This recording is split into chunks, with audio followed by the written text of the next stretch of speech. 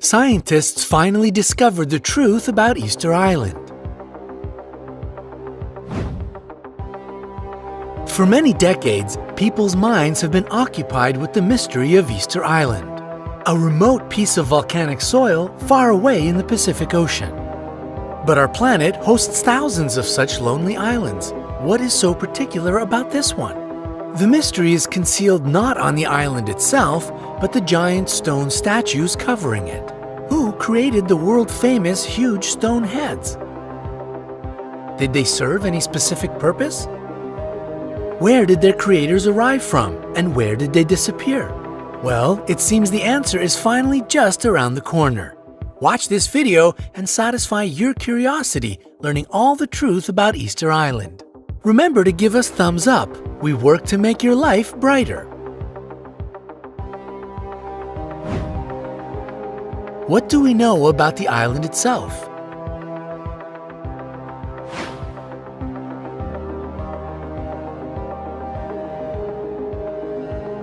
Rapa Nui, which is the name given to Easter Island by its first inhabitants, is the territory of Chile and is situated in the southern Pacific Ocean. And it is so far that you can easily consider it one of the most distant places on the world's map. It lies 1,200 miles away from Pitcairn, which is its closest neighbor. Chile itself is 2,300 miles away to the west. The only transport that can take you there is a plane. If you want to get to this destination point, you will need to spend 5 hours on board flying from Santiago, Chile to Easter Island. The area of the island is just 63 square miles, and such, let's admit, a tiny territory, is home to 887 huge stone statues.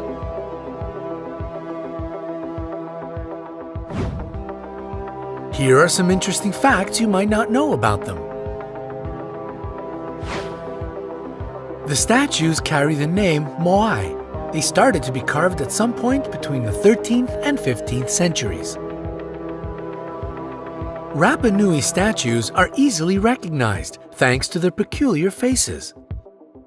They have long noses, wide chins, rectangular ears, heavy brows, and deeply set eyes. It is quite curious that the nostrils curl in the way fishhooks do. Firstly, people thought that the statues were made up only by their heads. But surprisingly, it turned out that there are full bodies that are attached to the heads. It was discovered during excavations in May 2012. The bodies were just hidden underground. In fact, the statues are very tall. The biggest one is 33 feet tall and weighs 90 US tons. But that's not the record. One statue unearthed on the island was incomplete. But according to scientific calculations, it had to reach 70 feet in height and weigh about 297 US tons. Still, the heads of the statues, visible from the first sight, make up 3/8 of each statue's size. As for the arms, they were carved against the bodies, resting in different positions. Most statues, 834 out of 887, were carved from the material called tuff, which is, in fact, compressed volcanic ash. Curiously, all the statues, except one group, face inland. It means their backs are turned to the ocean. Perhaps the reason for that was the belief that the statues were the protectors of the villagers. That's why they overlooked the settlement. The only statues not fitting into this pattern can be found at Ahuakivi, a sacred place for the people of Rapa Nui. There is a unique statue on the island. It is the only statue which was found in a kneeling position. Its name is Tukuturi. Scientists believe that the statue depicts an ancient singer. His position resembles the one people took at the festival of Rui. The head of the statue is lifted quite high, and you can even notice a beard. Tukuturi looks much more human-like than the other statues. Its smaller size and the unusual material the statue was made of red Punapua stone are the things that make it stand out among the rest. All these facts are quite intriguing, right? Keep watching, there are several mysteries to unravel. People keep wondering how the statues of such huge weight have been distributed all around the island.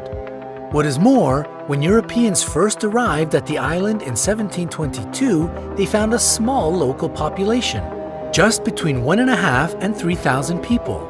How could it correlate with the hundreds of statues on the island?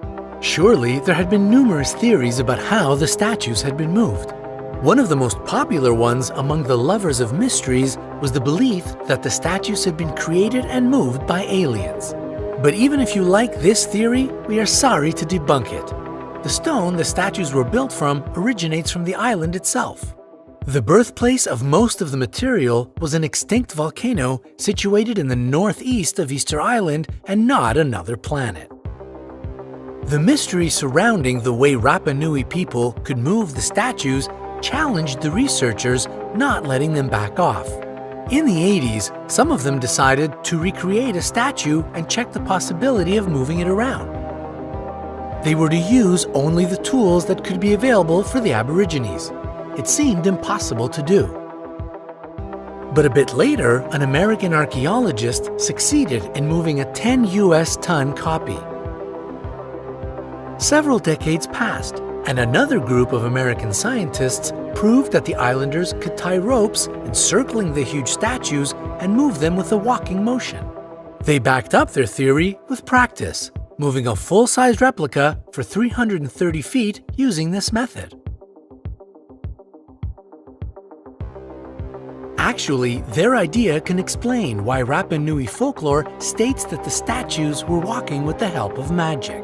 It explains the way the statues were transported to their designated places. But what about the remaining question? How could a handful of inhabitants create such magnificent and numerous monuments? A new study has been conducted recently to specify the maximum number of the inhabitants in the heyday of the island's civilization. The results arrived and they were quite unexpected. It turned out that as many as 17,500 people could comfortably live on the island. At least 19% of the land could be covered with the fields of sweet potatoes that used to be the main source of food for the population. What is more, the islanders consumed quite a lot of seafood and fish. So, knowing these numbers, you can see that there were enough people to create the stone masterpieces. But what happened to them? Why did they disappear? At first, it was believed that the reason for such a decrease of the population was an ecocide. The natives cut out large forests and palm trees, making spare room for moving the statues around as well as agriculture. They thought the trees were going to grow back fast enough. It was a misleading concept. The deterioration of the environment resulted in hunger, and this, in turn, led to wars and cannibalism. Nowadays, however, such a theory has been proven wrong. First of all, Rapa Nui inhabitants seem to be very talented agricultural engineers. They deliberately fertilized the fields with the volcanic rock. In fact, another research has shown that people had been living on the island for many centuries, and the population only started to decrease when Europeans began visiting. So, a much more realistic explanation is also very tragic. South American raids in the pursuit of slaves frequented the island throughout the 19th century. Half of the Aborigines were taken away. What is more, European traders brought to the island new diseases, which the locals hadn't been protected from, and introduced enforced migration. It led to the fatal decline of the nation that presented the world with such a miracle as the mystery of Easter Island. Have you heard these facts before? Share your opinion and ideas in the comments below. Hit the like button below the video and click subscribe to join us on the bright side.